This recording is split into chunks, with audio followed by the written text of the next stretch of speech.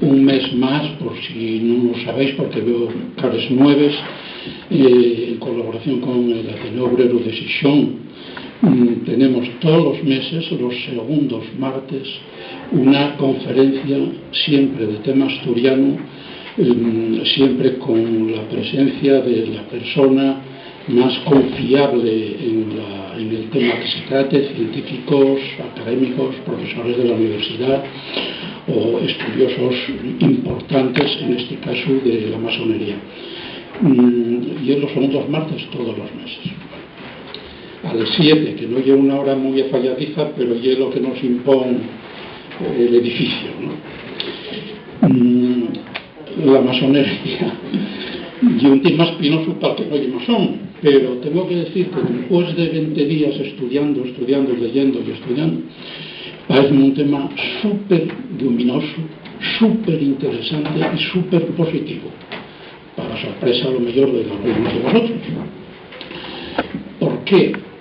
Porque pocas cosas pienso que hay en el mundo que busquen el amelloramiento personal, moral y el amelloramiento social, o sea, que el trabajo eficaz del tu progreso personal debas demostrarlo en tu vida social, ¿no? Eso me parece realmente extraordinario, ¿no?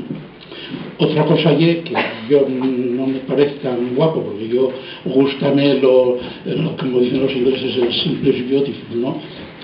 Parece un exceso de simbolismos, etcétera, pero bueno, tampoco quiero entrar en ese tema porque no es el caso, ¿no? Bueno, total, ¿qué lleva la masonería? La masonería y eso, lleva una fraternidad, ¿no? Y el voto de la amistad, y el voto del progreso personal y del progreso social, y basado en 3 principios que me parecen los 3 principios fundamentales de la historia de la humanidad, que es la igualdad, la libertad y la fraternidad.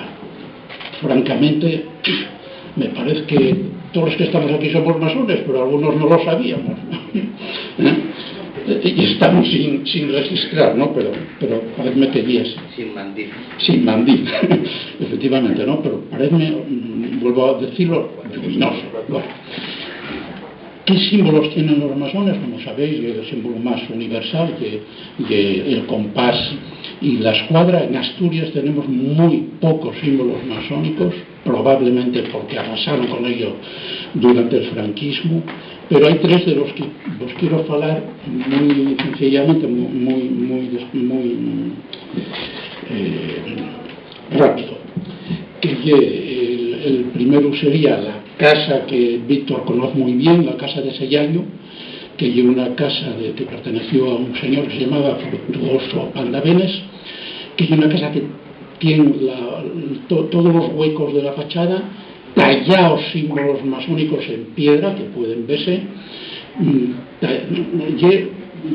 totalmente cubierto todos símbolos masónicos, ¿no? Y algunos otros realmente indescifrables. Decíame Víctor un día que puede que sea la única casa de España con tal bayura de simbologías, ¿no? Ese lleva un elemento curioso para el tema simbólico. Otro, una tumba que tenemos en Xixón, en el cementerio del Sucu, pegada a la de Rosario Acuña, que fue masona, no ejerció mucho, durante mucho tiempo, pero lo fue, inscribióse en Alicante. Y allá está la tumba de Enrique Villar Valdés, que está escachada, rota, y da pena ver que una de las frayaduras pasa por encima del símbolo del compás y la escuadra, ¿no? Pero ya es muy visible el símbolo masónico, y es raro que no la hubieran desfecho durante el franquismo, pero bueno, ahí está y se la puede ver, ¿no?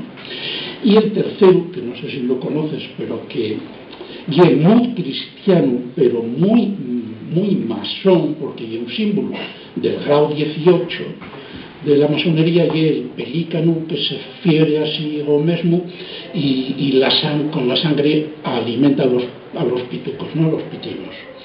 Ese símbolo, que tiene origen en los bestiarios medievales y tal, y que figura en los estandartes del grado 18 y que es el grado Rosacruz, si no recuerdo mal, de todo lo que leí, y un símbolo de la dedicación del francmasón a la humanidad, ¿no? Cómo alimenta a la humanidad con su sangre, y es muy cristiano, evidentemente también, porque la comparanza con Jesucristo en la cruz es evidente, ¿no? Bueno, pero ¿dónde está?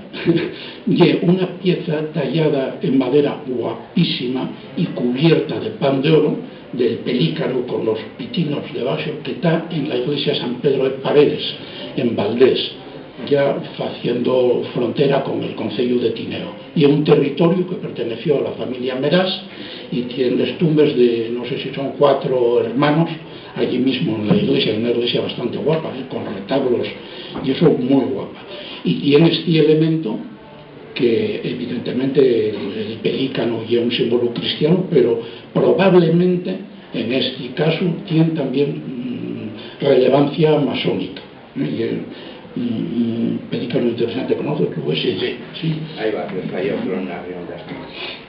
Y luego hay varios sepulcros de masones importantes, como era el de Alberto de Lera, el de Marcelino, el panteón de Marcelino González y tal, que fueron importantes. Alberto de Lera era amigo de Melquiades Álvarez, etc. Y sin embargo no tiene ningún tipo de símbolo.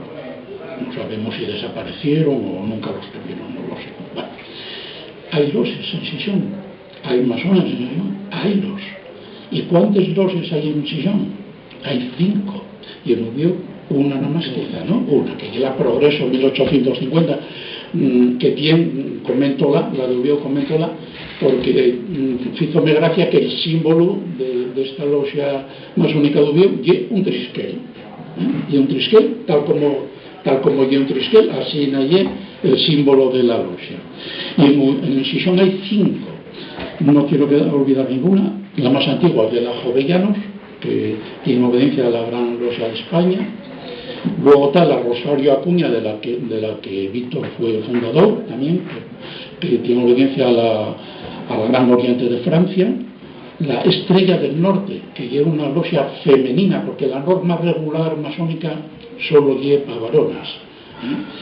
Les otros, no sé si llamarles regulares, no sé si es propio, perdonáis si no digo cosas con propiedad, sí admiten, son mixtas, admiten hombres y mujeres, y hay como esta, la Estrella del Norte, que lleva una logia solamente femenina, y tiene obediencia a la Gran Logia Femenina de España. Luego está la que se llama Traballo, que tiene el nombre asturiano, el Traballo, que lleva de la Confederación Internacional de Logias Escoceses. Está mixta, la de Traballo y mixta. Y luego está Luz y Libertad, que no tiene obediencia, que no tiene obediencia ninguna. Bueno, son muy pocos los masones en España. Lleguen a 4.000 y si pasen por poco. Cuando, por ejemplo, en el Gran Oriente de Francia son 55.000. Aquí en España pasó lo que pasó, por eso ese oscurantismo en torno a la masonería y por eso esa falta de popularidad, por decir así, de que sea normal, ¿no?, ser masón, porque quiero deciros también que estos loses tienen su página web, tienen su página en Facebook, podéis leer los principios, en particular la Jovellanos tiene unos textos realmente guapos y provechosos que expliquen muy bien de qué va la masonería y de qué van los ritos y de qué van los principios de los masones, ¿no? Son muy transparentes en esto. El secretismo de la masonería y otro asunto, y como que no cuentan las cosas íntimas de la familia, lógicamente, no cuentan las cosas íntimas de las reuniones de los masones, pero son organizaciones con una gran transparencia, mucha más de la que se piensa, ¿no? Bien. Quiero dar, en esta logia Jovellanos tiene una cosa muy curiosa, que es una especie de encuesta. No dice el volumen, ni el tamaño, ni el ámbito de la muestra que se hizo, de cuestionarios y tal. Pero a pesar de no decirlo, y por lo tanto sospechar que no es muy grande, evidentemente, si no lo dirían, ¿no?, que non é moi grande, los resultados son sumamente interesantes porque son cosas que non son conocidas, e quero daros nomás lo básico sin entrar a fondo en todos los datos, ¿no? Para no robar tiempo a Víctor. Por ejemplo, ¿qué oficios tienen los masones que participaron en la muestra? Pues todos. Non cita traballos artesanos, manuales, son todo traballos liberales y de prestigio, ¿no? Empresarios, directivos de empresas, administradores, funcionarios, artistas, arquitectos, profesores, médicos, asesores financieros, de ellos jubilados y comerciales, pero de ahí non baixa, cosa que non me puedo creer, seguro que cualquier fontanero y tan masón como cualquier otro. Bien, esos son los vídeos. Los estudios, el 85% de clase universitario y solo el 15% no universitario. Años de pertenencia a la masonería, el 46% hasta 10 años, y entre 10 y 30 otro 24%, lo cual quiere decir que un 70% justamente trabaja en la masonería durante un periodo hasta 30 años, ¿no? Y luego hay más datos en este apartado. La edad media, 50 años. Nada más, yo siento bastante mozo, comparado conmigo, por lo menos. Estado civil, un 53% de casados, fíos, un 38% tienen 2 fíos, que es más irrelevante. Pero hay dos datos curiosos sobre la ideología personal de estos masones, que si 0 es la extrema izquierda y 10 la extrema derecha, ningún está apuntado a este rango ideológico, pero hay una mayoría del 62% en la izquierda y un 23% en la derecha, y al centro a Vencella será más el 8%, ideológicamente. También un poquillín al filo de esto, les preferencias sobre la forma del Estado. En esta encuesta el 77% declararse republicano y el 15% monárquico. Y un último dato, ¿qué hacen los masones fuera de la logia? Participen en cosas sociales como en realidad pienso que están obligados, puesto que sigue el fin de la fraternidad, pasar su progreso al mundo que ellos rodean, ¿no? Pues un 61% participa en ONGs o otras asociaciones, un 31% en partidos políticos y un 15% en sindicatos, un 8% en organizaciones empresariales.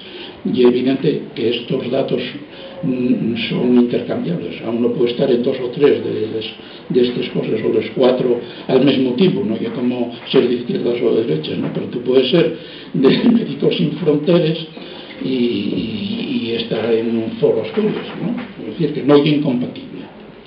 Y sobre este punto nada más. Insisto en que parecióme la masonería en general, con los principios básicos de libertad, igualdad y fraternidad. Quiero comentar que alguna logia, por ejemplo la Traballo, añade un principio más, que es la laicidad. Alguna otra logia por el mundo suma también la abnegación. Bueno, pero los 3 principios básicos son esos, y me parece realmente luminoso que exista algo tan positivo para todos, ¿no? Bueno, y de ello nos va a hablar, reducíamoslo en principio al ámbito de decisión, pero en fin, que nos cuente lo que él quiera, Víctor Guerra. Víctor Guerra conocílo en los años 80, y quiero decirlo porque me parece que robaron una cosa muy importante, que fue que lo que ahora se llama la senda del oso, él venía por el mi estudio en aquellos años, acuérdate, con los mapas dibujados a colores de la ruta férrea de las minas de Teberga, que tú lo llamabas la senda de los valles de Trubia, ¿no? Eso. Todos los planos pintados con todos los textos de qué cambios y qué mejoramientos había que hacer en los túneles y en la senda y tal, para construir allí una senda cicloturista, porque esta ya es su segunda pasión, el senderismo y el cicloturismo. Entonces, esta idea en 2013 publicó La Nueva España como una idea de un grupo de amigos en un chigre de Tuñón, ¿no? Y que leí la carta que ella tenía. Y escribió a La Nueva España diciendo que eso era mentira, que el autor original de la idea de la senda del oso era suya. Y yo puedo certificarlo porque antes de oír nadie hablar de ello, yo ya conocía el asunto por él directamente, ¿no? Él fue el diseñador y el promotor de ese asunto. Y en una reunión, cuenta él en la carta esta de La Nueva España, en el ayuntamiento de Santo Adrián, con el alcalde, con el secretario, con el arquitecto, con el jefe de obras, explicando la idea, encargaron de un anteproyecto para enviar a la Consellería de Obras Públicas, con Silva, en tiempos de Silva, para tirar para adelante con el proyecto. ¿Qué pasó? No se supo más, hasta que nació por milagro la senda del oso, y al autor de la idea nadie supo nada de él. Eso que quede claro. Entonces, yo ya de aquella tuve de Víctor la impresión de que era una persona comprometida con lo que hacía. Saqué esa idea, ¿no? Comprometida con lo que hacía, y dúrame hasta hoy. Él tiene dos pasiones, que son la masonería, tiene formación en altos grados masónicos, tiene, bueno, el tema de los grados es complejo, tiene un grado máximo, el grado 33, ¿no? Pero también en otros ritos equivale a una quinta orden concedida en particular por el Supremo Consejo de Brasil. Y tuvo relación con los de Francia, hizo los altos grados en Dax, viajando durante 8 años, cada 2 meses, ¿no? Y aparecía, como él me contaba, todos los años aparecía con un libro nuevo. Por ahora os digo sobre lo que tiene escrito, que tiene mucho, ¿no? O sea, tiene formación en altos grados masónicos y tiene un compromiso personal con la investigación de la historia de la masonería, no solo en Sison, como es el caso, no solo en Asturias, sino en Francia, en Portugal y en Medio Mundo, ¿no? Y es miembro de un montón de asociaciones relacionadas tanto con la masonería como con el senderismo y el cicloturismo. Esto quiero leerlo porque no quiero perder nada, ¿no? ¿Cuáles son de esas dedicaciones así principales? Dentro de este enfoque y por la investigación y por la difusión de los descubrimientos y de las conocencias. Defiende una Europa laica, que es una asociación de la que es fundador, y es miembro del Centro de Estudios Republicanos José Maldonado, y es miembro de centros de estudios históricos de investigación y esparcimiento del pensamiento masónico tanto en España como en Francia, y es director de la revista Rito Francés, y es presidente del Círculo de Estudios de Rito Moderno y Francés Roetier de Montaló, y miembro del capítulo general Caballero Rosa Cruz de Rito Francés. Y es fundador en Sison de la logia de Rosario Acuña, que vos dicen antes, y es miembro ad vitam de la logia de investigación Los Modernos. Y el su periplo masónico pasa por logias de Francia, España y Portugal, aunque decíame ahora que sobre todo con Francia y Portugal, aunque dedica más tiempo en este momento a la investigación que la su pasión, ¿no? Tiene publicados 14 libros, nada menos, de investigación, publicados entre 2001 y 2022. Este último que veis ahí, el último y el que nos movió a invitarlo a darnos esta conferencia, está editado a finales del año pasado. Y estudió con xeito la historia de la masonería en Sison, en Oviedo y en el oriente de Asturias. Se publicó también sobre el rito francés, sobre el rito moderno, sobre el ritual inglés, inclusive también historia de la masonería en Inglaterra y en Francia en el siglo XVIII. Y otras muchas investigaciones, anotaciones críticas y ensayos en la editorial masónica, que se llama.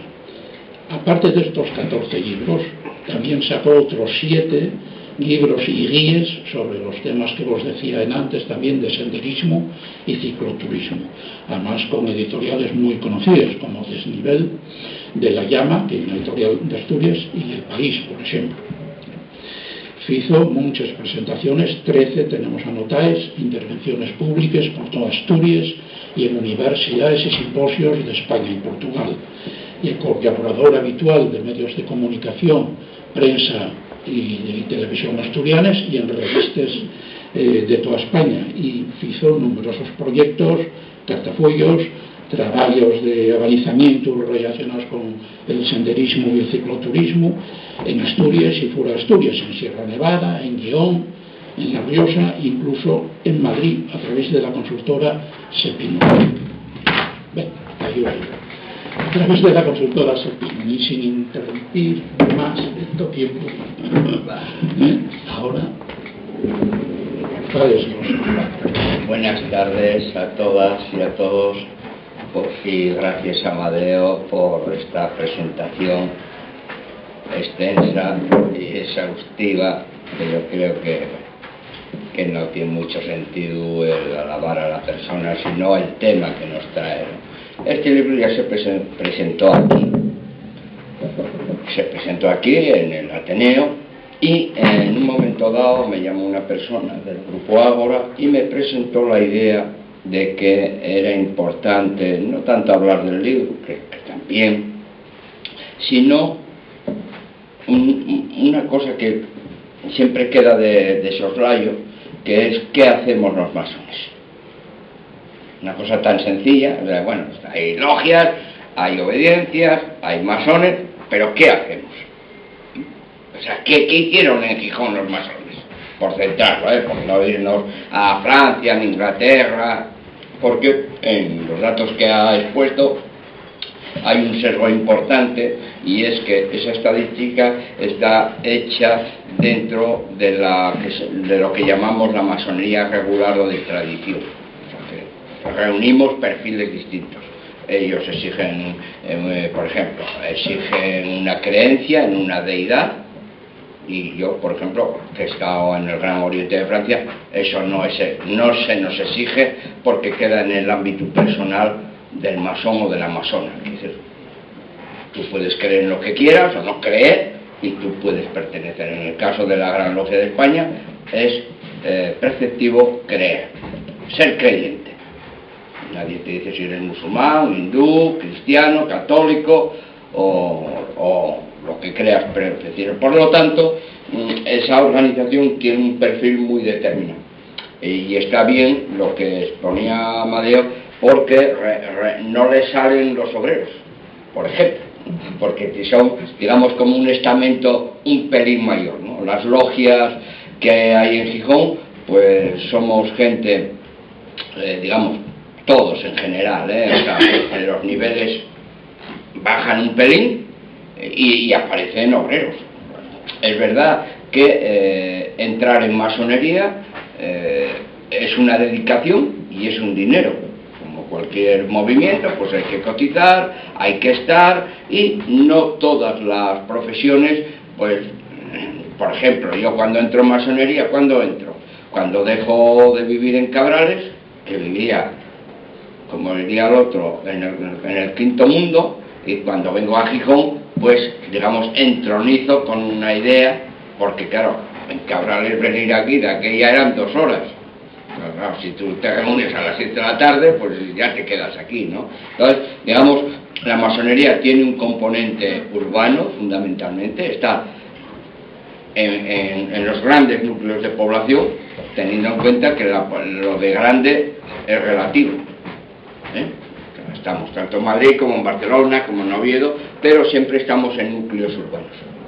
Por tanto, lo que me planteaban desde ahora era analizar qué contra hizo la masonería en Asturias, y concretamente en Gijón, a partir del libro, que el libro cierra ya un capítulo, pero que no haré mucho más ya sobre el tema, y reflejo 500 personalidades. Evidentemente los masones, por definición, no somos secretos, somos discretos, aunque también eso es relativo, porque como él rastreó, si tú rastreas mi vida pues, periodística, pues estuve durante 13 años saliendo en la prensa día sí, día no, con artículos, con conferencias, quiere decir que otra cosa es que no se nos sintonice y quedamos perdidos en la baraonda cultural. Pero yo os puedo contar una anécdota que una vez hablando con Melchor Fernández me dijo: no me traigas más artículos, que ya en la organización esa de la OCDE, del registro de tal, pasamos por un periódico masónico, porque todas las publicaciones masónicas se publican en la Nueva España. Gracias a ti, que no me traigas más, porque vamos a terminar, van a pensar que somos el diario de la masonería española. Evidentemente hay en esa lucha entre secreto y discreción, es verdad que esa masonería regular anglosajona, que representa por ejemplo el caso de la logia Jovellanos, son más discretos, digamos, ¿no? O sea, su vocación es más interior, más de crecimiento, como decía Amadeo, espiritual, les gusta menos aparecer en los medios, aunque aparecen de vez en cuando. Pero luego, por ejemplo, hay otras organizaciones, como es el caso en la que yo estaba, del Gran Oriente de Francia, o algunas otras, que no tienen ninguna cortapisa y además vocacionan el estar en la prensa. O sea, en la prensa, en el medio social. Eso no quiere decir que tengan una gramola y somos masones, o como hacen en Inglaterra, salgan con los mandiles y las bandas y tal. No. O sea, aquí es una masonería discreta, se les ve, todavía se hablaba ayer, me parece, en la Nueva España, de uno de los masones, de Manuel Tuero, quiere decir, pero esto no es Francia, aunque en Francia hay mucha presencia, porque son 250.000 masones de todas las obediencias, y están presentes en el gobierno. Cuando hay elecciones le dicen a los candidatos: mire, esto es lo que pensamos los miembros del Gran Oriente de Francia, usted haga lo que quiera, pero nosotros pensamos esto, ¿vale? Eso aquí, evidentemente, con un volumen tan pequeño y tan fracturado, es muy difícil que se dé eso. Tampoco hay... Esto no es Europa, y por tanto no hay grandes cargos de la masonería española más allá de un secretario de Estado. Hubo algún ministro, se piensa que hubo alguno, de las que sabemos y hemos tratado, y no hay problema en decirlo, pues la socialista Matilde Fernández, que estaba en el DH, estaba allí, creo que está, y alguno más, pero bueno.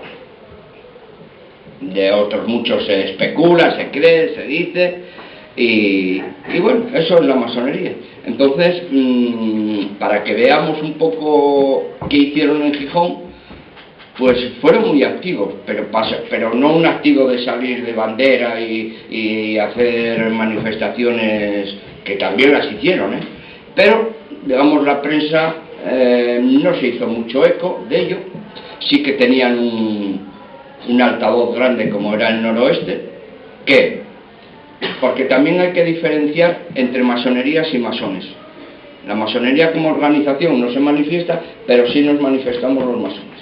Dice que la masonería como estructura obedencial de una u otra organización, en un momento dado puede decir: la masonería está en contra de X.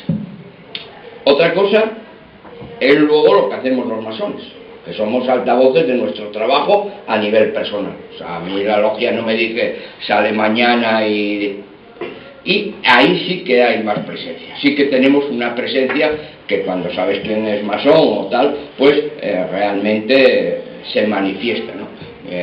Y bueno, pues en los escritos, en los libros y tal. Entonces, por tanto, yo no me gusta el tema de lo de la sociedad secreta, porque realmente sí que hemos sido secretos, porque Luego os enseñaré las grandes armas que hemos tenido contra los regímenes autoritarios. Son unas armas terribles, o sea, matan, ¿eh? Y os las enseñaré, además van por colores y tal. Y generalmente pues es una actividad discreta. Nos reunimos 2 veces al mes, o 3, o 1, depende de las obediencias. Tenemos nuestros locales, aquellos que son un poco más pobres o menos o no tienen, pues se reúnen en hoteles o en casas. Quiere decir que cada uno va estructurando su trabajo también, porque somos logias muy pequeñas, ¿no? En España una logia está en 20, 25, mi logia en Bayona está en 150 miembros.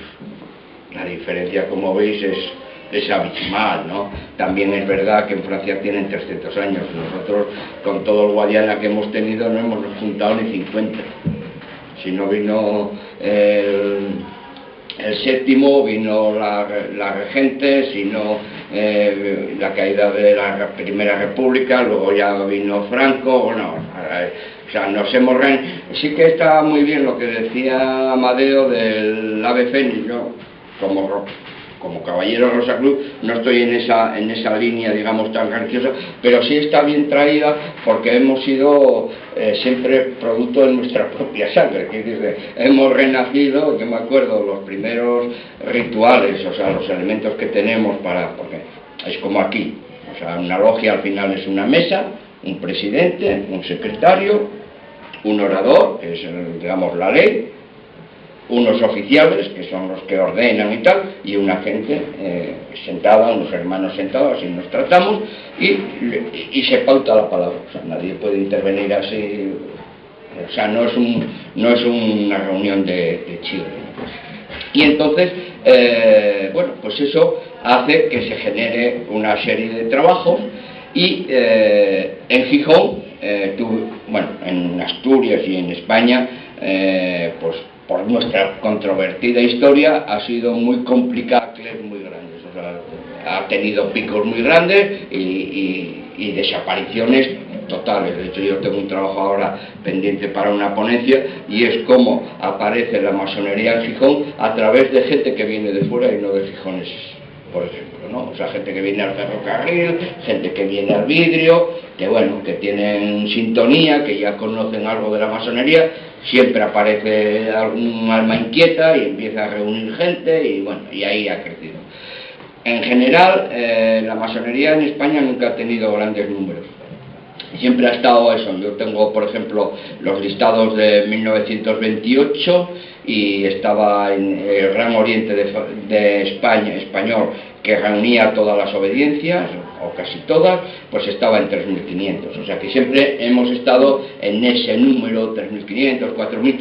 Eso sí, claro, en el 1928, cuando vienen a la Asamblea General que se celebra en la calle de la Arena, donde la Gran Logia Regional del Noroeste tenía un edificio que era donde estaba la Escuela Neutra, pues claro, vino Daniel Anguiano, Martínez Barrio, Melquiades Álvarez. Quiere decir que la calidad intelectual, es más, estuvo toda la plana en la Asamblea de España, que 3 años más tarde estarían al frente de la República, o en los puestos más importantes de la República, y que curiosamente fueron a visitar Cuba, para que se vea el anticlericalismo ese bueno, total, queriendo cerrar un poco el ciclo. Yo ahora ya me dedico a temas de historiografía, digamos, más de filosofía y más de ritos y tal,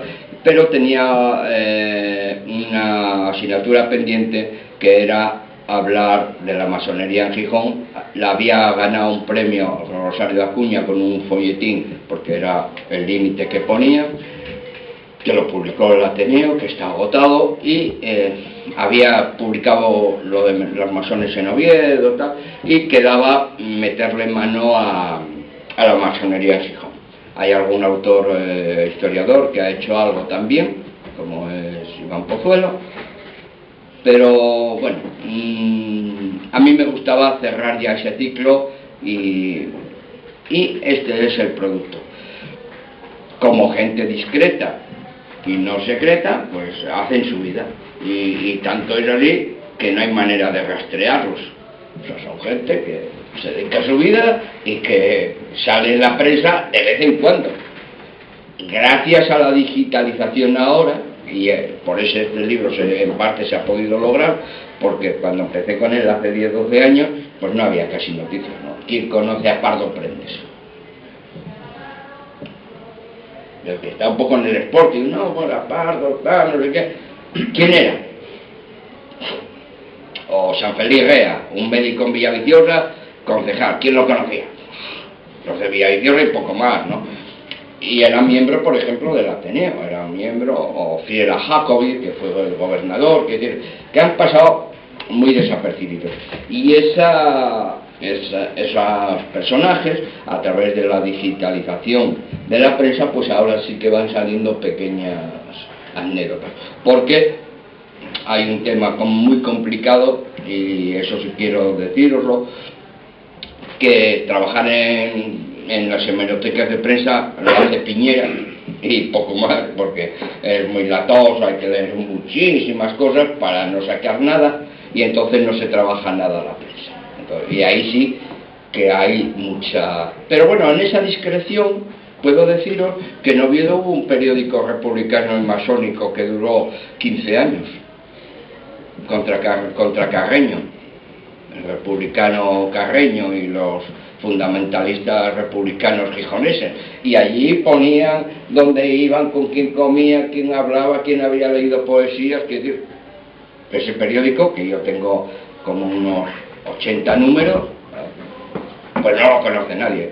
Como es un formato grande, nadie lo quiere editar, porque cómo se reduce eso, cómo se edita. Entonces, para que veáis que hay un espacio público que se está ahí, pero luego es muy difícil transmitirlo. En este sentido, yo con este libro ya cierro un poco el ciclo de Gijón, un poco no, mucho. He sacado lo que he podido como unos 500 personajes, unos con más pinceladas que otros, pero tampoco masónicamente aporta mucho. Por ejemplo, hay otra condicionante, y es que los historiadores masones españoles estamos muy condicionados por un archivo policial.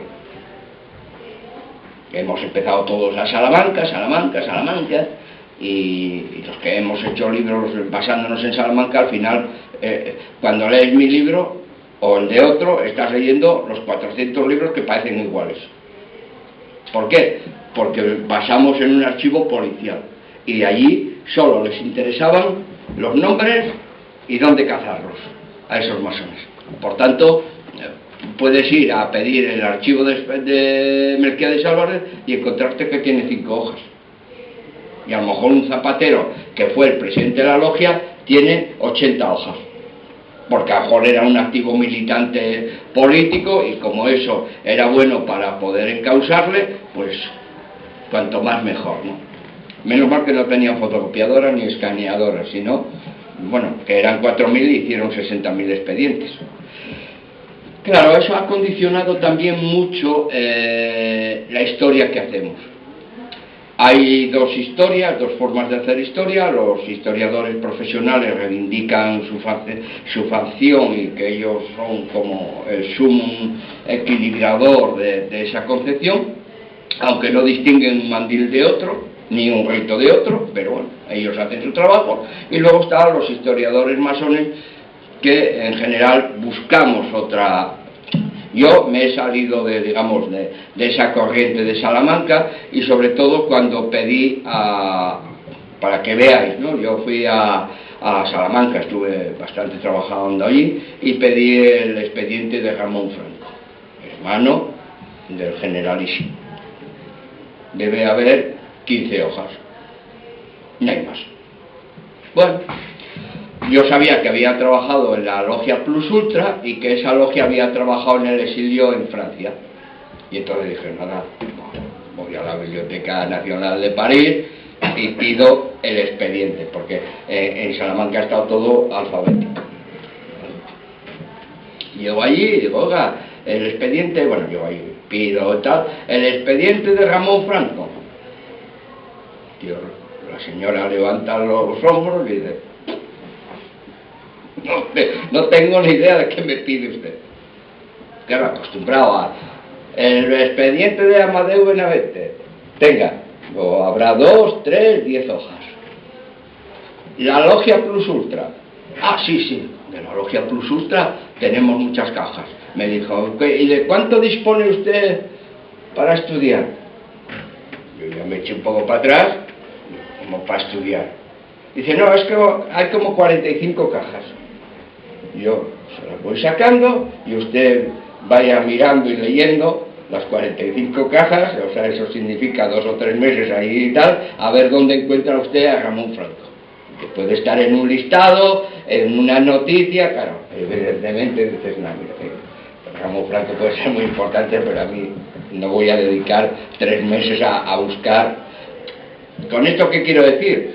Pues que el archivo de Salamanca ha condicionado mucho el tipo de historia que hacemos, de buscar, como yo digo, ovejas y pastores, o sea, el rebaño, ¿no? O sea, la tal logia, 3 socialistas, 2 de CNT, tal. En ese sentido, Gijón es importante. A ver cómo pasa esto.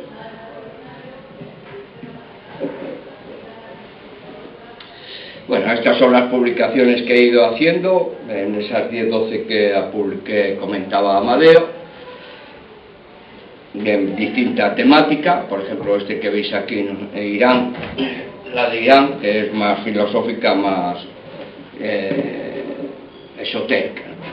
Y aquí tenéis las logias en Asturias en el siglo XIX, en Asturias. Reúnen un perfil distinto. Y se inician en Gijón. Gijón siempre fue, digamos, la capital más pujante, y Oviedo, digamos, van a ser los 2 puntos fundamentales. Van a estar reunidos en torno al republicanismo. En Gijón van a estar también en el republicanismo de Pin Marcal, y en Oviedo el republicanismo zorrillista, radical, con mucha presencia en la calle, en algunas manifestaciones, con un periódico que se titulado La Verdad, que va a hacer un seguimiento, por ejemplo, a los curas, si fulano está con fulana. O sea, le hacen un seguimiento a Martínez Vigil de día a día, le ponen como un guardaespaldas, bueno, porque estaba esa concepción republicana, digamos, anticlerical, en el sentido de controlar digamos, a la clerecía. Aquí también en el 19 va a haber un problema que pasó, se ve en la prensa, pero nadie ha trabajado con él, que es cuando la masonería gijonesa empieza a controlar la presencia de los cogolludos, que llaman ellos, que es los jesuitas. Cuando se implantan los jesuitas aquí, la masonería reacciona y se opone a esa implantación de los jesuitas. Siempre ha habido mucho lío entre masones y jesuitas.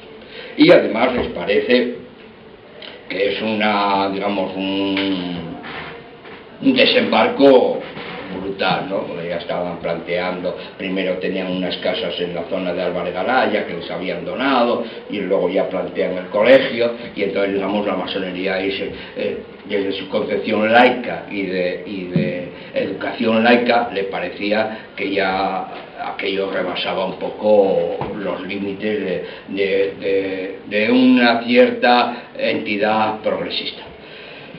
Esta masonería del 19 tiene otro perfil, que es que se desarrolla, como veis, en la parte del occidente. Curiosamente, en el oriente no hay logias, no se consigue implementar logias. Las razones son varias: la lejanía por un lado, la falta de referentes, estos 2 que tenéis en Navia y en Luarca. Hay logias porque hay 2 hombres importantes que se van a mover. Uno es los Calzada, el notario Calzada, en Navia, que además se va a empeñar, trabajaban en Oviedo, en las logias de Oviedo, y se va a empeñar en que tierra tiene que haber logias. Le cae una, levanta otra, ahí reúne a farmacéuticos, a gente de su entorno. También eso es importante. La masonería, tanto del 19 como del 20, se nuclea en función de los núcleos de sociabilidad que se dice, de las tertulias republicanas, de las tertulias del café, y cuando hacemos una prospección geográfica de Gijón, vemos que viven todos en la nuez. De Tremaño no hay ninguno, nada más que yo. Que dice que estaban todos en la calle Corrida, que dice, estaban en el Cogollín, ¿no? Y ellos, digamos, pues lo normal era, yo quiero entrar a masonería, pues habla con este que es masón. Y claro, al final, digamos que esos núcleos de sociabilidad, el café, la fábrica, esos entornos, pues hacía que la masonería fuera creciendo en esos. En este caso, por ejemplo, en Luarca estaba un Álvarez Cascos, se empeñó que ahí tenía que haber logia y la hubo, y lucharon. De hecho tuvo una pelea con Rosario de Acuña, que la otra le puso de chupadómine. Obreros, esta masonería del siglo XIX,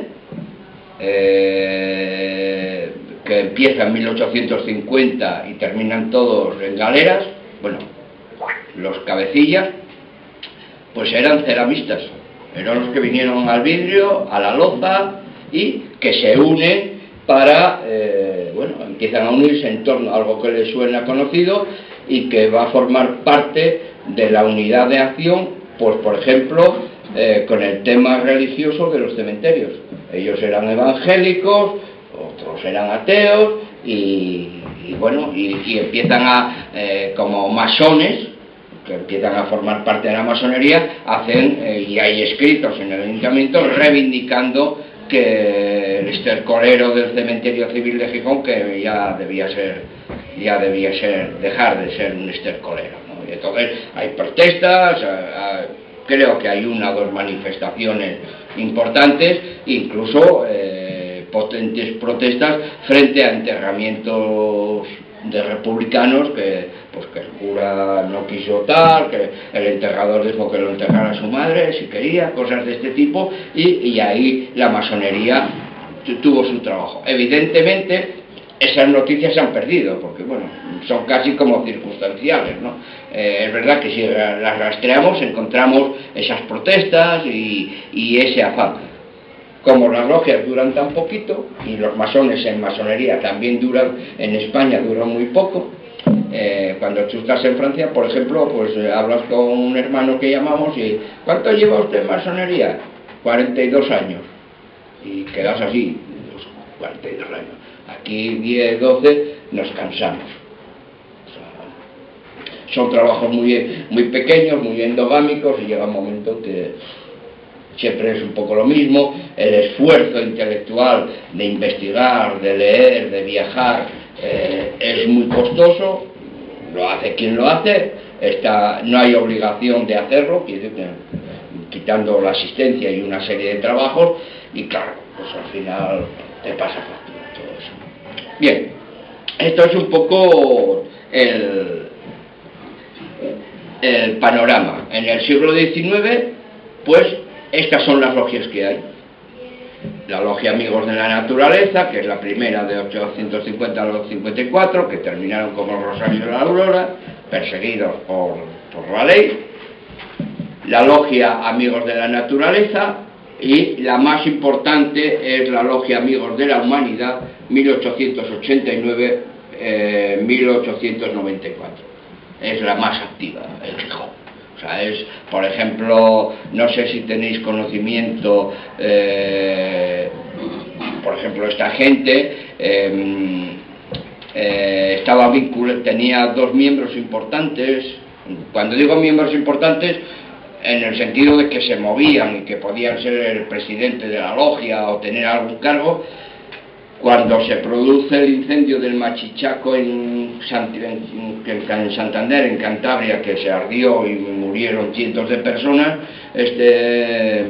Emeterio de la Fuente, que era miembro de la agrupación evangélica, ni corto ni perezoso, fue a pedir por las calles, hicieron manifestaciones pidiendo dinero como beneficencia. Por ejemplo, eso, la masonería americana e inglesa, por ejemplo, con el COVID, digamos que su vocación es la beneficencia, o sea, más que la actividad social y pseudopolítica, allí se dedican, porque no tienen paro, no tienen ayuda, entonces se dedican a temas de beneficencia. Por ejemplo, en el COVID, pues compraron un helicóptero para uno de sus estados, o como quiera llamarse, y ambulancias. Entonces, bueno, se sortean botellas de whisky, bueno, cada uno ahí pone, puja, y al final con todo ese dinero se hace beneficencia, ¿no? Digamos, nosotros somos más pequeños y no tenemos esa vocación, digamos, está más en el ambiente de la Gran Logia de España, que es de raíz anglosajona, es beneficencia. Por ejemplo, en el Levante, que está presente toda la colonia extranjera, pues eso, en las comidas, pues bueno, pues hoy sorteamos una botella de 20 años, bueno, pues ¿quién puja? Pues ese dinero al final pues se da o a Cáritas, o bueno, Cáritas, cada uno lo da donde crea conveniente. Bien, la logia Amigos de la Humanidad, como Emeterio de la Fuente, pues como le parecía poco, marchó para Francia, porque él había trabajado en Francia y trajo de aquella pues un montón de cientos, miles de pesetas para ayudar al Machichaco, a todas las víctimas, porque se incendió toda la ciudad, ¿no? Por tanto, esa es una de las cosas que hace la masonería y que quedó, bueno, pues cuando tiras de documentación interna. Las otras logias, una muy bonita, que tiene un nombre muy bonito, la Perla del Cantábrico, que duraron muy poco, tenían pocos miembros, se repiten en las logias, o sea, cae una logia porque cierra, porque bueno, tal. Miembros de esa logia intentan montar otra, que dice que es un continuo revival para tener el trabajo. En Oviedo, evidentemente, se va a constituir en la cabeza de la vanguardia, evidentemente porque van a ser ya no logias compuestas casi que por técnicos, ¿no? Obreros, técnicos y tal, y en el caso del Usobetense Nueva Luz o la Juan González Río van a ser logias intelectuales, o sea, abogados, algún catedrático, Fermín Canella va a formar parte de él, que eran personas con mucha pujanza y muy presentes en la vida, por ejemplo, en ese periódico que van a mantener. La Juan González Río, que no nos sonará de nada, fue una persona muy importante en Oviedo, dentro de las instituciones académicas y como abogado, y por ejemplo pues es un antepasado de Cheni Uría y Palo, para que veáis, y es el único cenotacio que tenemos en Oviedo, pues, que recuerda un poco que fue producto del apoyo de la masonería. Miembros. En Gijón, en el 19, tenemos a Justo del Castillo, el de la farmacia, a Francisco Pérez Carreño, que fue apagadorista, que fue uno de los grandes líderes de aquella polémica entre los muselistas y apagadoristas, un activista en prensa, Apolinar Menéndez Acebal. Claro, son personajes con mucha presencia, pero para el común de los mortales, si no están un poco metidos en la historia de Gijón, no tienes ni pajolera idea quiénes eran. Sin embargo, eran notables de la zona, miembros de distinguidas familias. Evidentemente, vuelvo a decir, no firmaban como masones, ni decían que estaban en las logias, pero ellos eran un poco como lo que tú antes decías, ¿no? Machacantes diarios de reivindicación de la fraternidad, de la solidaridad, etcétera, etcétera. José Bastide, que fue un hombre importante dentro de como fotógrafo, Daniel Serra, de los astilleros Serra, Juan Emeterio Fuente y José García Rubiera. Estos fueron dos de los evangélicos que se movieron mucho y con el tema de los cementerios. Antonio Riera Campa, también ligado a los astilleros. Antonio Quiroga, fotógrafo.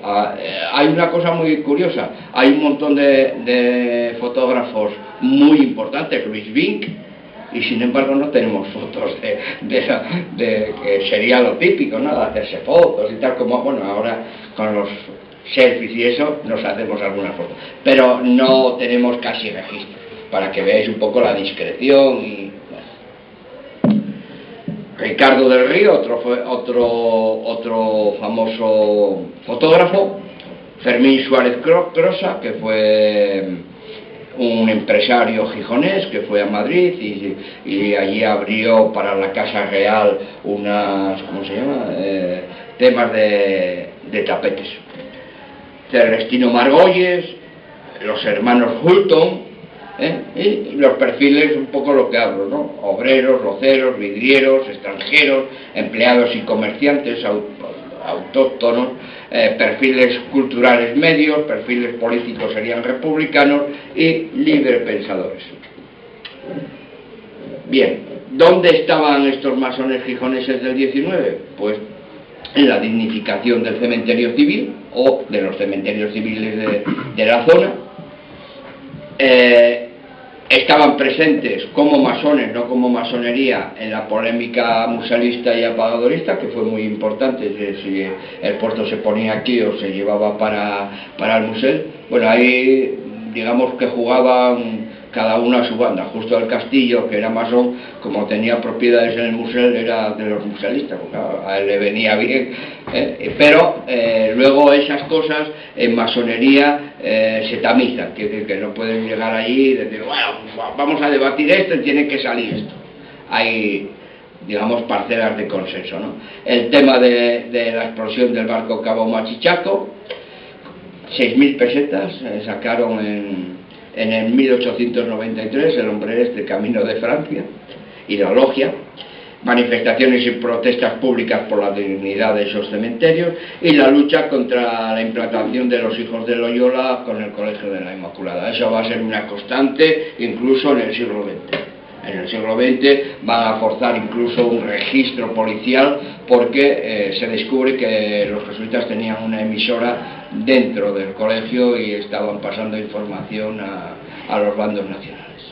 Entonces digamos que hay un seguimiento importante. Vamos allá. Bueno, siglo XX. El siglo XX cambia. O sea, llega a finales, o sea, la masonería de finales del siglo XIX es muy importante, pero viene la caída de las colonias y la masonería se desploma. O sea, también es cierto, se desploma porque son muy mayores. De hecho, cuando viene Franco y empieza a coger los listados, va a la Guardia Civil a preguntar a un portal, oiga, fulanito de tal. Se levantaban de hombros, pues sí, pero es que hace 60 años que ha muerto. O sea, que eran del siglo pasado y eran muy viejos ya. Entonces, cuando el cambio de siglo, que fue toda una debacle, pues la masonería, digamos que en el caso de Asturias, pues desaparece. O sea, la gente ya se dedica a otras cosas y no va a renacer hasta 1909, ¿no? Y con perfiles distintos. También viene de la mano de gente que viene a trabajar al ferrocarril, o sea, que viene a través de gente de fuera, que empieza a reunirse entre ellos y luego van incluyendo a gijoneses o gente que reside aquí, no tienen por qué ser gijoneses. En este caso, como en el 19, no va a haber distintas estructuras ni logias fuera. Digamos, quien se va a materializar como líder va a ser Alberto de Lera, que no sonará de casi nadie, de casi nada, pues era administrador general, o sea, o contador del Ayuntamiento de Gijón. íntimo amigo de Melquiades Álvarez y organizador del reformismo en Asturias. Y autor que es el que trae el agua del Peracho, de Nava. Digamos, es el articulador, el muñidor. Por ejemplo, ahí podríamos estudiar conexiones de cómo se logra eso a través de la masonería, de los masones más que la masonería. Alberto de Lera es el gran maestro regional, o sea, dentro de la región hay en este caso, el Gran Oriente Español se dividió en grandes maestros regionales, y Alberto de Lera se pone en contacto con la gente de Nava, que era Rafael Zapatero, el sidrero, y Gustavo Acebo, farmacéutico, concejales republicanos en el Ayuntamiento de Nava, y masones. Claro, o sea, ¿qué hizo? Fue a verlos, o los llamaría, bueno, el teléfono pues funcionaría como funcionaría. Fue a verlos y dijo, oye, que hay que traer el agua del Peracho. Tenéis que cedernos el manantial del Peracho para traer la traída a Gijón. Pienso yo que harían eso, o sea, que lo lógico sería ponerte en contacto con estos hombres, que eran hermanos de logia, y decir, oye, que hay que echar una mano aquí. Ahí la masonería como tal institución no estaba, pero sí que estaban los masones haciendo el trabajo, digamos, de facilitar eso. Prácticamente la masonería va a estar en Gijón, no va a haber logias fuera. En Oviedo va a haber una en 1931, o sea, que no se va a ser activa, pero va a durar poco, y esos triangulitos que veis ahí, pues los triángulos son pequeñas células que quieren ser logias, que tienen 3, 5 miembros. Para ser una logia necesitas 9, 10 personas, y el triángulo pues tiene 3, 4, intenta captar gente, porque también depende de las obediencias, pues no se hace proselitismo. El que quiera venir, que venga, y si no quiere venir, pues más allá de que me conozcas a mí y yo te pregunto y tú me hables, y bueno, y nos cambiemos documentación.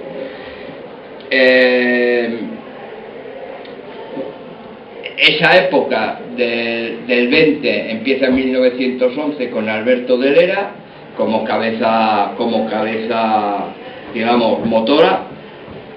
A ello se une la presencia de Marcelino González, que habló Amador de él. Es el panteón más enorme que hay en el cementerio de Gijón, en la parte católica, o sea que en la parte civil estaba su hermana Rosario de Acuña como masona, hermana masona, y en la parte católica, haciendo frontera, está el panteón de Marcelino González, que es el propietario de todo el llano, de las calles de sus hijos, Josefa, Marcelino, bueno, pues era el dueño de esa zona, accionista número 1 del noroeste, bueno, pues una persona que además ayudó a proyectos, digamos, masones como la Escuela Neutra, el noroeste, que estaba un poco detrás. Bueno, pues estaba Melquiades Álvarez, el famoso diputado radical reformista, que además lo tenemos presente en algunos sitios, en Francia, por ejemplo, tal, y son facetas que no se conocen de Melquiades. Es verdad que Melquiades tuvo una deriva política, desde el radicalismo republicano a terminar pues pactando con la CEDA y expulsándole como de la masonería, ¿no? Porque en ese sentido la masonería, en ese abanico que contaba Amadeo de progresismo, entre la extrema izquierda, que hay algunos como Loredo Aparicio de Gijón, y la CNT, pero digamos, en la derecha la CEDA no era como Vox ahora, o sea, no hay gente de Vox en masonería, no se les permite entrar. Bueno, tenéis a Eleuterio Quintanilla, que ese sí es más conocido, se le dieron homenajes, el chocolatero autodidacta, y que llevó a los niños y a la Virgen de Covadonga a sacarla de las manos de los propios republicanos, por si acaso, y se la llevaron a Francia, y él fue el encargado de llevar la Virgen de Covadonga a Francia, y cuando llegó a Francia la entregó al cónsul. Cuando se ganó la guerra, pues, al cónsul, tenga usted, ahí tiene su virgen y hagan con ustedes con ella lo que crean conveniente, que luego hicieron todo un paseo triunfal como que la habían logrado ellos y tal, y fue, le tocó a Quintanilla. José Bangoleón, que tampoco nos sonará mucho. Bangoleón es el que pone en marcha las cooperativas de labradores. Es el líder de los labradores, un empresario caldasín. Como tal institución no estaba, pero sí que estaban los masones haciendo el trabajo, digamos, de facilitar ese tema. Prácticamente la masonería va a estar en Gijón, no va a haber logias fuera. En Oviedo va a haber una en 1931, o sea, que no se va a ser activa, pero va a durar poco, y esos triangulitos que veis ahí, pues los triángulos son pequeñas células que quieren ser logias, que tienen 3, 5 miembros. Para ser una logia necesitas 9, 10 personas, y el triángulo pues tiene 3, 4, intenta captar gente, porque también depende de las obediencias, pues no se hace proselitismo. El que quiera venir, que venga, y si no quiere venir, pues más allá de que me conozcas a mí y yo te pregunto y tú me hablas, y bueno, y nos cambiemos documentación.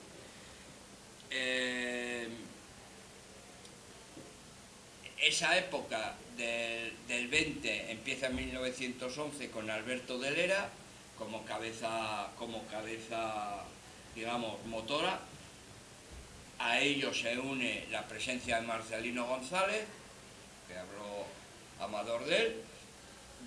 Es el panteón más enorme que hay en el cementerio de Gijón, en la parte católica, o sea que en la parte civil estaba su hermana Rosario de Acuña como masona, hermana masona, y en la parte católica, haciendo frontera, está el panteón de Marcelino González, que es el propietario de todo el llano, las calles de sus hijos, Josefa, Marcelino, bueno, pues era el dueño de esa zona, accionista número 1 del noroeste, bueno, pues una persona que además ayudó a proyectos, digamos, masones como la Escuela Neutra, el noroeste, que estaba un poco detrás. Bueno, pues estaba Melquiades Álvarez, el famoso diputado radical reformista, que además lo tenemos presente en algunos sitios, en Francia, por ejemplo, tal, y son facetas que no se conocen de Melquiades. Es verdad que Melquiades tuvo una deriva política, desde el radicalismo republicano a terminar pues pactando con la CEDA y expulsándole como de la masonería, ¿no? Porque en ese sentido la masonería, en ese abanico que contaba Amadeo de progresismo, entre la extrema izquierda, que hay algunos como Loredo Aparicio, de Gijón, y la CNT, pero digamos, en la derecha la CEDA no era como Vox ahora, o sea, no hay gente de Vox en masonería. No se les permite entrar. Cuando se hacen las entrevistas de entrada, pues en cuanto detectas o detectamos que es uno contra las religiones ataca, o el tema cultural, o el tema de nación, de racistas, pues ese no entra, ¿no? Bueno, tenéis a Eleuterio Quintanilla, que ese sí es más conocido, se le dieron homenajes, el chocolatero autodidacta, y que llevó a los niños y a la Virgen de Covadonga a sacarla de las manos de los propios republicanos, por si acaso, y se la llevaron a Francia, y él fue el encargado de llevar la Virgen de Covadonga a Francia, y cuando llegó a Francia la entregó al cónsul. Cuando se ganó la guerra, pues al cónsul, tenga usted, ahí tiene su virgen y hagan con ustedes con ella lo que crean conveniente, que luego hicieron todo un paseo triunfal como que la habían logrado ellos y tal, y fue, le tocó a Quintanilla. José Bangoleón, que tampoco nos sonará mucho, Bango León es el que pone en marcha las cooperativas de labradores. Es el líder de los labradores, un empresario candasín, bueno, está ligado con Carreño, José María Loredo Aparicio, abogado del Partido Comunista, es de las pocas excepciones que tenemos de marxistas, que los hay, pero bueno, este es uno de ellos. José María López Fombona, de los Fombona que todos conocemos. José Maldonado, no nos sonará de nada, pero José Maldonado fue alcalde de Tineo y fue el último presidente de la República en el exilio. Como veis, son personajes que tienen un peso, pero que en general tienen una discreción, no se hace gala de yo soy masón o me pongo una banda y tal. Teodomiro Menéndez, diputado socialista. Es verdad que en el siglo XX hay una presencia socialista importante, creciente, el republicanismo deja paso al socialismo, que son las nuevas tendencias del siglo XX. Gervasio de la Riera, otra vez tenemos a Gervasio de la Riera, que además es el que monta el Ateneo de la Calzada. Y intenta montar una logia en Joven, en su casa en Joven. Y no, Alberto de Leres compañía no le dejaron, no sé qué pasó ahí, pero no le dejaron. Y luego está Luis Quirós Vega, médico, y, por ejemplo, Avelino González Mayada, famoso Mayada, que fue alcalde y masón, junto con Eleuterio Quintanilla. Perfiles: profesionales liberales, industriales y comisionistas, un carácter de, digamos, esa época son reformistas, porque, digamos, Alberto de Lera y Melquiades van a hacer como una correa de transmisión entre la masonería y el partido, que se van a nutrir, digamos, de esas corrientes. Bueno, aquí, ¿qué hicieron? Pues se les encuentra en la lucha contra los hijos de Loyola, o sea, ese control del jesuitismo y el poder de Martínez Vigil, del obispo que crea, obetense, que crea las ligas antimasónicas para perseguir a los masones, como gente de fusil, ya lo veremos los fusiles que utilizamos, he traído 4 o 5, y el mantenimiento fundamentalmente en el siglo XX en la masonería gijonesa, que podría tener 120, 130 miembros como mucho, pues se dedica al mantenimiento de la escuela neutra. La escuela neutra, que empezó y entró como parte del movimiento obrero, digamos, las organizaciones obreras empezaron a tener sus propios espacios de educación y de sociabilidad, y la escuela neutra, que estaba trabajando con la masonería, pues la masonería termina quedándose con el proyecto, o sea, terminan abandonándolo y terminan quedando con el proyecto y manteniendo el proyecto hasta casi la caída en el 36. Vale, no, ya prácticamente ya acabo.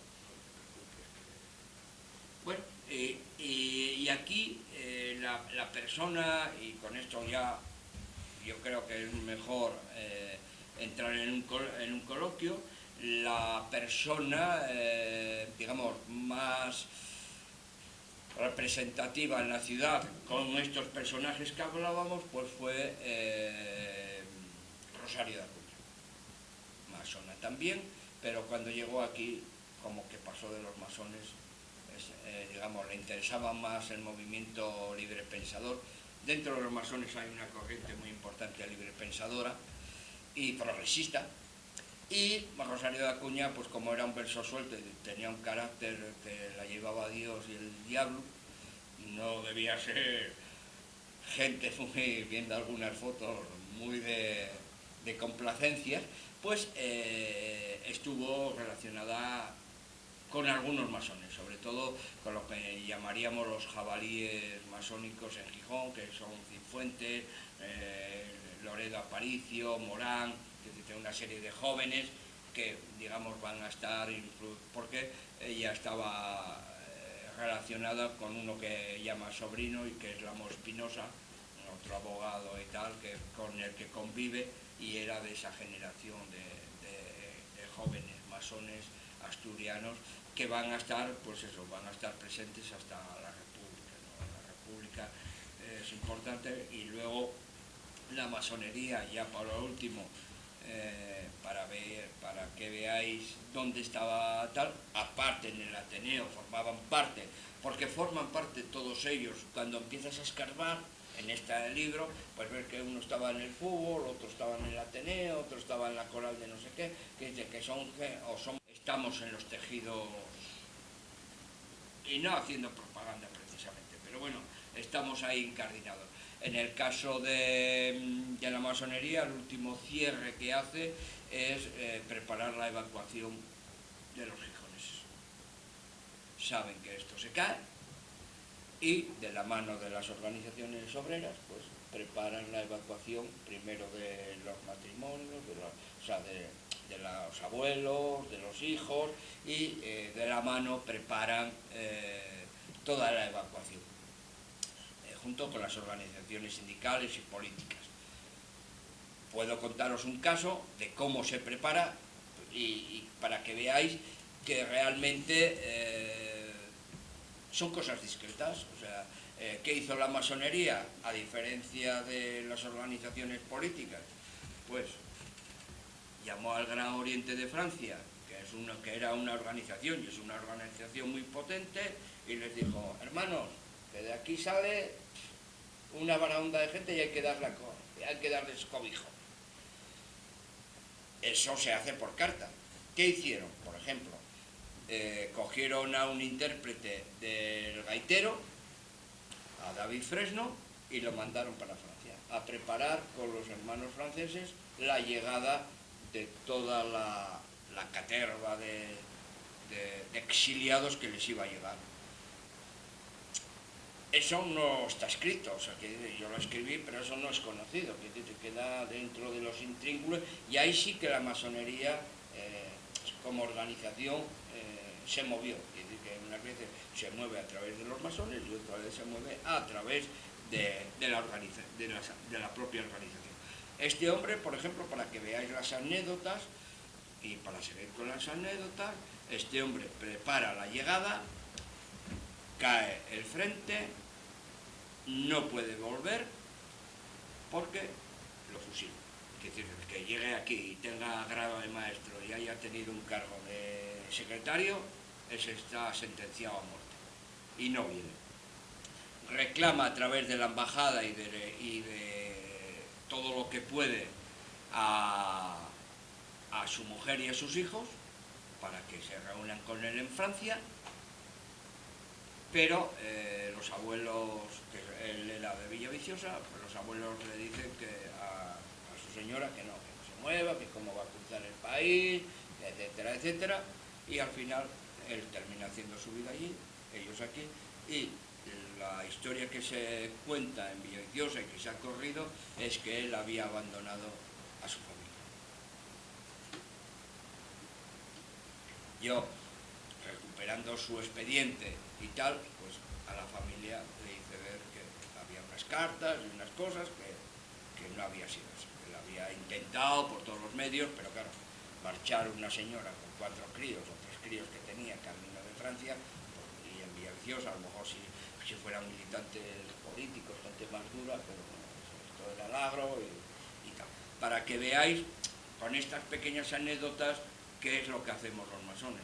Pues no hacemos nada, ni vamos a cambiar el mundo, ni vamos a Ucrania a ver cuando acabamos esa guerra, o si vamos a toda esa mitología complotista de que estamos y que vamos y que viajamos y estamos ahí todo el día.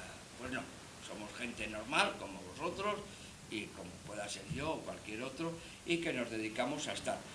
Es verdad que en el mundo actual, sobre todo en el nuestro, porque esas realidades luego en Inglaterra, en Estados Unidos, yo llevo mi compás y escuadra en el coche, nadie sabe, todavía nadie me pitó para decirme, nadie se entera, y en Estados Unidos esa gala poner que usted está en este tipo de organizaciones.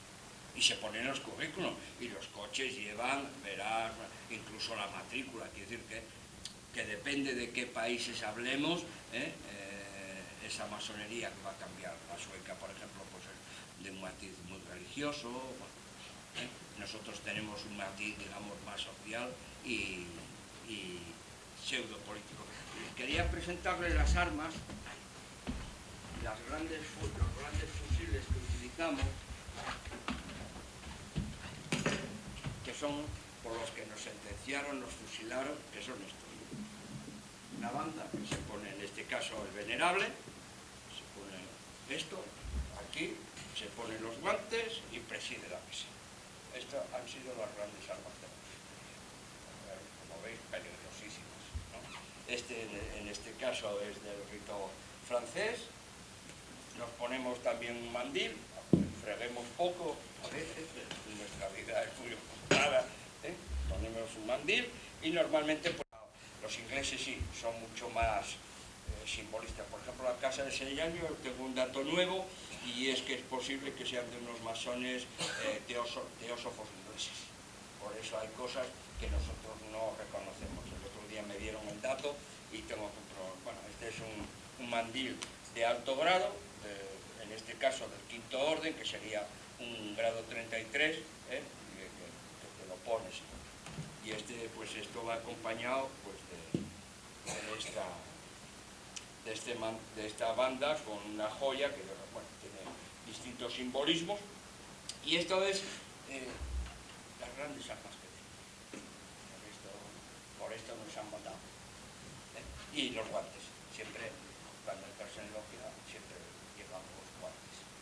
Y la organización interna pues es pautada, o sea, nadie puede intervenir. Bueno, a ver, ¿qué dice aquel? No, se pide la palabra, se le concede, retorna. Te iba a decir, ¿cuál sería el significado de los guantes, significado simbólico, ¿no? De los guantes, del mandil, y por qué ese tipo de símbolos o signos? Nosotros somos un poco ladrones, hay que decirlo todo. Y a los canteros medievales les robamos los símbolos, les robamos el mandil, los guantes, etcétera, etcétera.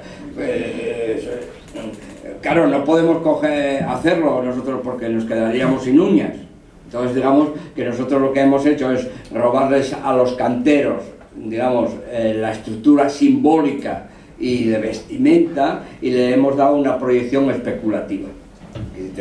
Nosotros, cuando se dice, tienes que trabajarte a ti mismo y con el puntero y la maza, claro, solo das en masonería, cuando entras, das 3 golpitos allí a una piedra y poco más, y con cuidado no vaya a ser que te termines haciendo daño. Que en ese sentido, en plan de broma, somos herederos de esa fraternidad y cogemos pues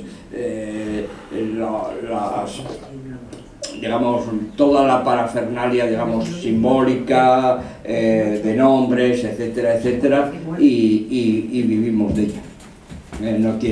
No tiene más misterio que... Y bueno, los guantes, pues, de alguna manera es la pureza, se le dan varias explicaciones. Bueno, pues en lo profano que decimos, cuando entramos en logia, entraríamos en un espacio sagrado, entre comillas, no de sagrado, y entonces lo que nos hace los guantes, pues digamos, de alguna manera separarnos, digamos, de ese mundo profano, nos revestimos, entramos de forma ordenada.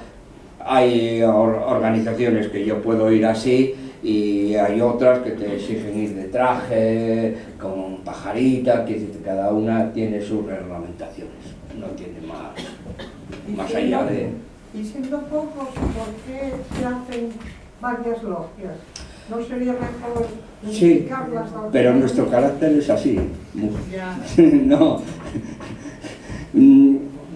Es complicado porque es un trabajo pesado, repetitivo, y bueno, y porque tenemos ese carácter español de de tener 300 organizaciones. En este momento seremos, no creo que lleguemos a 5.000 y no sé cuántas hay, pero bueno, no arrancamos de ahí. Era un poco lo que te decía, mi logia en Bayona tiene 150 miembros. Aquí es impensable eso, ¿no? Y nos fracturamos por cansancio también, porque bueno, estás viajando, tal, yo lo dejo, se cae la logia, abrimos otra, aquellos que creen, bueno, joder, un proyecto, por encontronazos entre nosotros mismos también, en visiones, y por ejemplo, porque te quemas también, ¿no? Yo por ejemplo cuando he estado tantos años en la prensa y tal, pues llega un momento que te quemas, ¿no? O sea, estás, siempre digo, somos un poco el mito de Sísifo, ¿no? Estamos subiendo la piedra y bajando la piedra.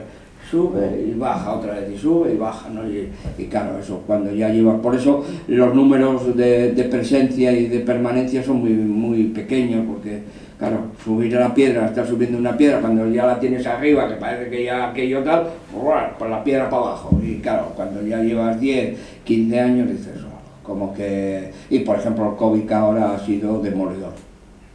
La gente se ha ido a casa y luego porque, claro, la economía también. O sea, fíjate, yo si estoy en Villaviciosa, tengo que venir 2 reuniones al mes, cotizar, una cotización entre 30, 40, 50, cada uno pone, cada logia o cada obediencia pone unos mínimos, y luego los viajes, y luego las facturas, digamos, el banquete, ¿no? Que nos reunimos después del trabajo, hacemos un pequeño banquete, que es nada, un menú del día o cualquier cosa, o lo traemos nosotros, pero bueno, al final es un costo.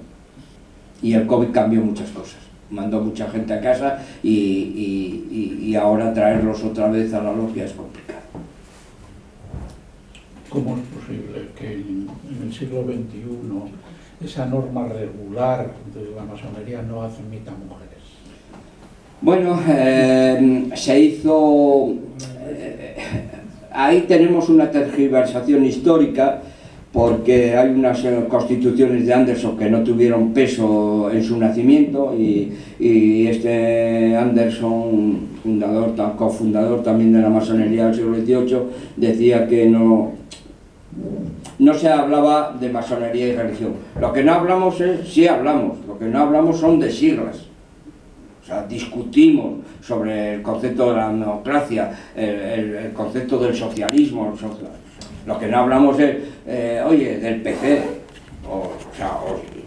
que también, pero bueno, en general. Y entonces este hombre también comentaba que no podía haber minusválidos y señoras. Y en el 19 los ingleses, que son así, ya en el 18, en el 19 ya recuperaron a Anderson y eso ha quedado lapidario. Pero hay organizaciones, por ejemplo el Gran Oriente de Francia, que se resistía. Por ejemplo, en Gran Oriente de Francia, el rito escocés, porque nos dividimos por ritos, pues decía que no, que señoras que no. Hubo la gracia, la desgracia de que un masón se convirtió en transexual y la organización de la noche a la mañana o desaparecía o se convertía en mixta. El Gran Oriente de Francia no es mixto en el concepto de una organización mixta, pero funciona como tal. Cosas de la vida. Después de debatir durante 10 años si éramos mixtos, si no éramos mixtos, si éramos femeninos, si éramos masculinos, pues llegó... Perdón, ¿y los hombres que pertenecen a todas esas logias no se avergüenzan de la situación? ¿Cómo es que una organización que lucha por la libertad, la fraternidad, en resumen por los derechos humanos, puede abarcar a nivel general y a nivel personal una contradicción tan grande? Porque no se salen todos de las logias hasta que se cambian. Oye, cada uno es cada uno y su señora pero sería... cada uno no saben pensar. Sí, y su señora... Porque yo creí que la masonería precisamente ponía énfasis en la educación. Sus señoras deberían decirles algo también. Pero no, las señoras no, ellos, porque ellos son los que discriminan, no son las señoras las que se autorizan. Bueno, digamos, es una organización que nació como masculina, vinculada, aunque hubo masonas en la masonería operativa, pocas, y siempre hubo, y luego en Hay muchas Europa... organizaciones en el mundo que nacieron como masculinos. Sí, sí. Los partidos políticos, Sí. la Academia de Bellas Artes, Sí. la Academia del Nobel, todo eso quiere decir que Sí. van a seguir toda la vida igual. No, sí. se rebelan ustedes, ¿Yo? los hombres. Usted, Allá ellos. allá ellos no, que usted pertenece. Sí, claro, yo los combato en el sentido de que siempre les recordamos que, bueno, que el mundo cambia, pero... ¿En su logia cuántas mujeres hay? ¿En la mía? Sí. Si no yo he visto ninguna. En Portugal no hay casi organización mixta, somos masculinos, aunque nos relacionamos entre nosotros, quiere decir Pero es porque no lo admiten o porque... No, por tradición. En Portugal son muy pequeñitos tampoco Pero por tradición, eso no me quiere decir nada. Por Bueno, ¿Cuál es el reglamento? Lo que estoy preguntando es Ya. cuál es el reglamento. Porque así como usted ha explicado que hay reglamentos de determinadas logias que absolutamente no admiten mujeres, es una condición, la de Portugal a la que usted pertenece, ¿admite o no mujeres? Es decir, si yo me quiero hacer mañana de la logia de Portugal, cosa que me parece muy interesante por todo lo que usted ha explicado, que casi me ha convencido de ser masona practicante, sobre todo porque mencionó mujeres en la historia como Gabriela Mistral, como Rosario Acuña, como las premios Nobel suecas, la primera, etcétera, etcétera, que son masonas. Si yo solicito mañana entrar en su logia, ¿me dejan? No, le dirán que hay logias más femeninas y que hay otra O organización. sea que su organización en definitiva no admite mujeres. No, como ¿No miembro. se va usted a salir mañana? Como miembro. Eso no quiere decir... Claro. Eso no quiere decir que mi obediencia, o sea, en la estructura en la que yo estoy, no se ha ganado la votación. Yo no puedo imponer a mis hermanos, a mis compañeros. Debatimos, vamos a Asamblea General, se vota y esto es democracia. Perdemos y perdemos. ¿Democracia? Sí, claro. No podemos llegar allí y decir a partir de mañana vistos todos. No, Y lo digo yo. que lo diga a partir de mañana. ¿Eso es democracia? Sí. Porque votamos. Discutimos y votamos. El Gran Oriente de Francia estuvo 20 años discutiendo esa y cada vez se iba acercando más. Pero usted a partir de ahora va a cambiar su actitud y va a luchar porque haya mujeres, ¿no? Porque Vamos a ver, le estoy diciendo que en mi obediencia no se admiten miembros. Eso no quiere decir que en los trabajos estén presentes mujeres, por ejemplo. O sea, trabajan en las mismas condiciones que yo y nos reconocemos como O sea, masones. que valen para trabajar, pero no para ser miembros, no tienen esa categoría. No, porque ellas están en otras estructuras. Pero perdone, ¿se puede respetar a la persona sin respetar a las mujeres? Sí, claro. Imposible. Imposible. No existen hombres y mujeres, existen personas. Y si ustedes no respetan a las mujeres, no respetan a las personas. Esas son formas de ver. Nosotros... No, eso es, vamos, algo tan elemental. Bueno, pues hay cantidad de organizaciones que son... Eso es una ideología exclusiva. ¿Cómo va usted a marginar a las mujeres? Es que no son personas. Sí, Entonces, pero hay un reglamento que dice que no. los reglamentos se cambian, lo que no se pueden cambiar. Claro, son y le ciertos- estoy diciendo que se cambian con el debate y el consenso, no con la autoridad de mañana somos. Yo creo que están perdiendo el tiempo, deberían ir debatiendo ya. Ya, eso ya, pero el debatir es que al final hay que votar. Sí, claro. Pero cuando el voto a lo largo de los años tiene un sentido, mal asunto, ¿eh? Va cambiando, poco a poco. Quiero decir, te puse el caso, te estoy diciendo el caso de Francia, o sea, hemos estado 10 años, cada vez se van acercando más, pero yo no La puedo... Iglesia lleva unos 2000 años Víctor, lo importante es que a partir de este momento usted va a luchar mucho No, porque la logia esta, que está usted tan convencido de la injusticia, que su logia vaya a cambiar y lo va a proponer, ¿no?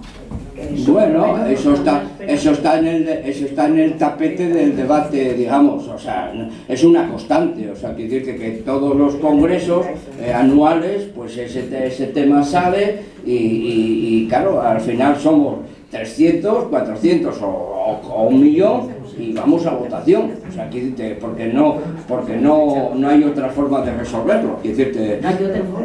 No, claro. Bueno, claro, si es la votación y sale la mayoría que no se admiten señoras, pues para eso están las logias mixtas. Y si no te vas, si no estás muy contento, te vas. Bueno, claro, eso es que no hay otra. Que cada logia o cada... ¿no? Claro, yo no puedo llegar allí, yo no puedo ser el gran maestro, yo no puedo ser el gran maestro, o sea, el presidente de toda la estructura y decir, oye, que mañana somos todos mixtos. Usted puede rebelarse perfectamente ante una cosa que atenta a los derechos humanos. Claro, y lo manifiesto.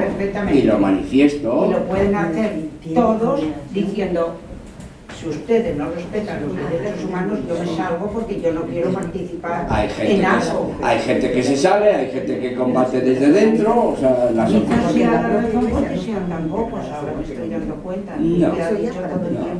En Francia son 250.000 y en Estados Unidos son millones, quiere decirte. Bueno, pero aquí por circunstancias políticas, no por el tema, porque la presencia de la mujer, vamos a ver, el problema de la mujer, hay problemas añadidos, ¿no? No, nosotros no tenemos ningún problema, los problemas los tienen los hombres. Vamos a ver. No, vamos a ver. Problemas tenemos todos. Todos, pero la mujer tiene... La mujer tiene ciertas limitaciones a la hora de trabajar en logia. Por ejemplo, ¿limitaciones? ¿Cómo? ¿Qué limitaciones? Que tiene hijos y que... ¿Pero qué dices? Si los hombres tienen hijos también. Sí, hombre, que si yo no te estoy discutiendo... Yo te estoy... ¿Y la custodia de los hijos? Bueno, vale, me parece muy bien, pero yo he visto señoras de llevar a sus criaturas a la logia porque no... Me parece muy bien que las lleven. ¿Cuál es el problema? ¿Cuál es el problema? De que una criatura de meses pues está en un local cerrado y que está... Pues abran los locales, ¿cuál es el problema? Ninguno, pero le estoy diciendo las limitaciones que hay. Gente pero que no quiere... las limitaciones no les tienen las mujeres, los tienen ustedes. Bueno, y dale. Es decir, de limitaciones de que no quieren que se sepa que es masona, por tanto tiene que llevar a los niños a la logia porque no quiere que se sepan los abuelos. Bueno, pues son realidades que yo he vivido. Los hombres tampoco quieren que se sepan los abuelos. Porque había unos tabús, hubo unos tabús que estaban trabajados en el subconsciente colectivo, eso, pero lo mismo que la mujer y los abuelos, los hombres también, mira. Sí, es que llevamos 6 minutos pero son 6 minutos muy interesantes. Sí, pero nos echaba la organización.